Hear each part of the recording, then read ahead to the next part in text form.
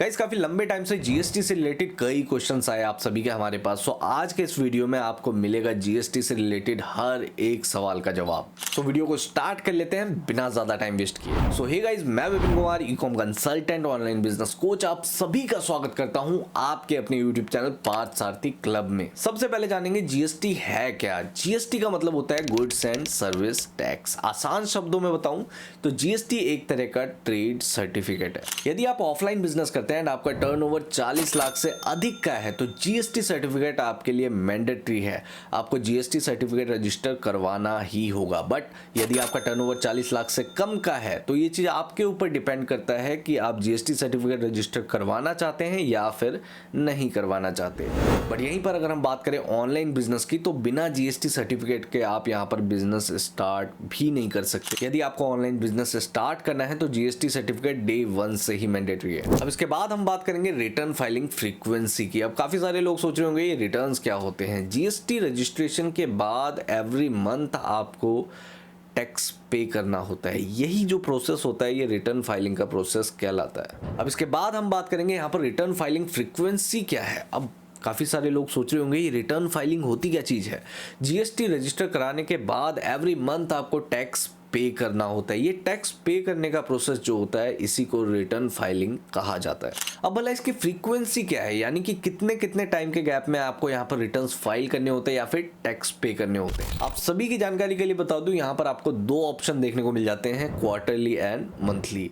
यदि आप quarterly choose करते हैं तो आपको एवरी 3 मंथ में टैक्स पे करना होगा, यानी कि रिटर्न्स फाइल करनी होगी।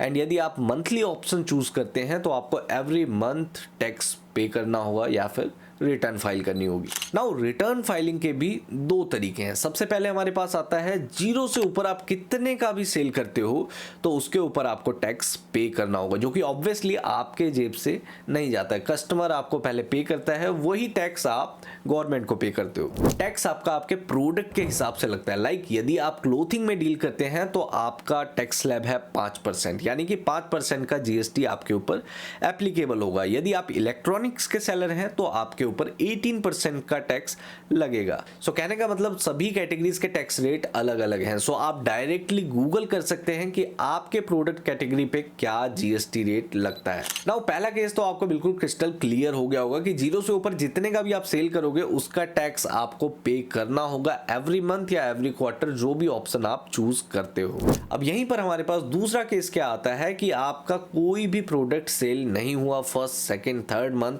तो अब भला इस केस में क्या हमें रिटर्न फाइल करना होगा? जी हां, बिल्कुल करना होगा। सेकंड केस जो रिटर्न फाइलिंग का है वो है निल। यदि जीएसटी रजिस्ट्रेशन के बाद आपका किसी भी प्रकार का सेल नहीं हुआ है, आपका नेट सेल वैल्यू 0 है, तो भी आपको निल की रिटर्न फाइल करनी होगी।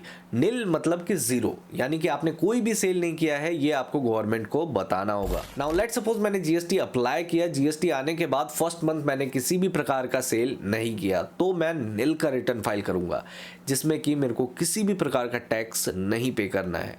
हालांकि सीए का फीस तो फिर भी आपको पे करना ही होगा। अब थोड़ा बहुत हम कैलकुलेशन करने वाले हैं, सो डायरी एंड पेन उठा ही लीजिए ताकि आपको पॉइंट्स बिल्कुल क्लियर हो जाए। अब थोड़ा सा इनपुट के विषय में भी जान लेते हैं। ये इनपुट वर्ड भी आपने कई बार सुना होगा अगर आप जीएसटी के बारे में रिसर्च कर रहे हैं तो। अब भला ये इनपुट क्या होता है। सपोज मैंने कपड़ों का बिजनेस स्टार्ट किया है, कपड़ों के बिजनेस के लिए मैंने प्रोडक्ट परचेज किया जिसका कॉस्ट है 100 रुपीज। मैं उस पर 5% टैक्स यानी कि 5 रुपए सामने वाले सेलर को दूंगा और पक्का बिल लूंगा। याद रहे आपको अपना जीएसटी नंबर जरूर ऐड करवाना है परचेज बिल पे। अब ये जो 5 रुपए का टैक्स मैंने सेलर को पे किया है, ये सेलर पे करेगा गवर्नमेंट को, यानी कि उसका भी जीएसटी नंबर है, उसको भी रिटर्न फाइल करना है, वो रिटर्न फाइल करेगा। एंड वो 5 रुपए का रिटर्न जो मेरे नाम पे है वो मेरे जीएसटी पोर्टल पे रिफ्लेक्ट करेगा एंड इसी को कहते हैं इनपुट। अब भला इसका क्या काम है, सब्र कर लो मेरे भाई, सब समझ में आ जाएगा, बिल्कुल क्रिस्टल क्लियर हो जाएगा। नाउ सपोज ये जो 100 रुपए का प्रोडक्ट मैंने परचेज किया था, इसे मैं सेल कर देता हूं 200 रुपए का, एंड बायर इसके ऊपर टैक्स देता है 5%,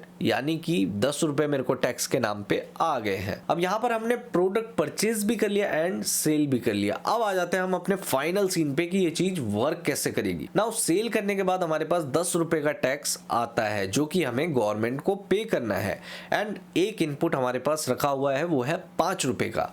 अब ये जो इनपुट है ये फाइनल टैक्स में से माइनस होगा। लाइक 10 माइनस 5, अब बचा क्या है यहाँ पर वैल्यू 5, यानी कि गवर्नमेंट को अब हमें 5 रुपए केवल देने हैं, क्योंकि 5 रुपए जो आपने जीएसटी पे प्रोडक्ट परचेज किया है वो एक तरह से गवर्नमेंट को ही दिया है, जो कि किसी और सेलर के थ्रू गया है, तो वो टैक्स आपका माइनस हो जाएगा सेल टैक्स में से। होपफुली ये चीज काम कैसे करती है आपको बिल्कुल क्रिस्टल क्लियर हो गया होगा। यदि आपको समझ में नहीं आया है तो एक बार वीडियो रिपीट करके देख लीजिए, सो दैट आपको बिल्कुल क्लियर हो जाए।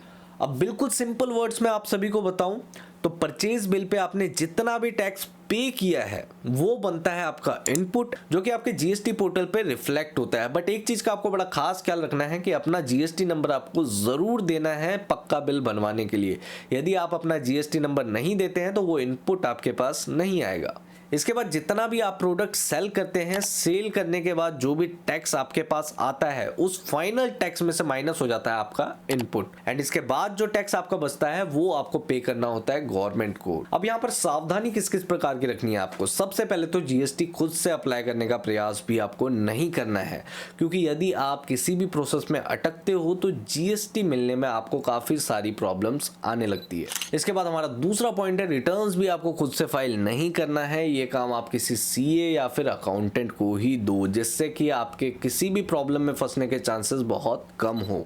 इसके बाद हमारा तीसरा पॉइंट बहुत ज्यादा इंपॉर्टेंट है, आपको रिटर्न्स बिल्कुल टाइमली फाइल करना है, अदरवाइज आपके ऊपर लगेंगी पेनल्टीज बहुत भयंकर लगती है यहाँ पर। एंड यदि आप लापरवाही दिखाते हैं एंड रिटर्न फाइल करने में डिलेज करते हैं तो पर डे के हिसाब से आपको पेनल्टी पे करनी पड़ेगी। लेट सपोज 20 तारीख तक आपका रिटर्न चले जाना चाहिए था, बट 20 से आज 25 तारीख हो गई, तो पर डे के हिसाब से आपके ऊपर पेनल्टी लगेगी। अब ये चीज केवल उन लोगों के लिए एप्लीकेबल नहीं है जिनको टैक्स पे करना है, बल्कि उनके लिए भी एप्लीकेबल है जिनको नील की रिटर्न फाइल करनी थी बट वो डिलेज किए जा रहे हैं। उनके लिए भी डेली के डेली पेनल्टीज ऐड होंगी। अब ये चीज और भी ज्यादा डरावना तब हो जाता है जब आप नेक्स्ट मंथ भी रिटर्न फाइल नहीं करते हो, यानी कि अभी जो आपको पर डे की पेनल्टी लग रही थी वो तो कंटिन्यू रहेगी, बट नेक्स्ट मंथ के जो डिलेज होंगे वो नेक्स्ट मंथ के साथ साथ ऐड होते जाएंगे, यानी कि नेक्स्ट मंथ से आपकी पेनल्टीज डबल, उसके नेक्स्ट मंथ से ट्रिपल। सो इस चीज का बड़ा खास ख्याल रखना है। रिटर्न्स आपको बिल्कुल टाइमली पे करना है, चाहे आपके टैक्स बन रहे हो या फिर ना बन रहे हो, आपको दोनों ही केसेस में रिटर्न्स टाइमली फाइल करना है, अदरवाइज आप भारी समस्या में पड़ सकते हो। अब इसके बाद हम बात करेंगे अप्लाई कैसे करना है। अप्लाई करने के लिए किसी भी नियर बाय सीए को आप अप्रोच कर सकते हो। डायरेक्ट गूगल पे आप सर्च कर सकते हो सीए नियर मी,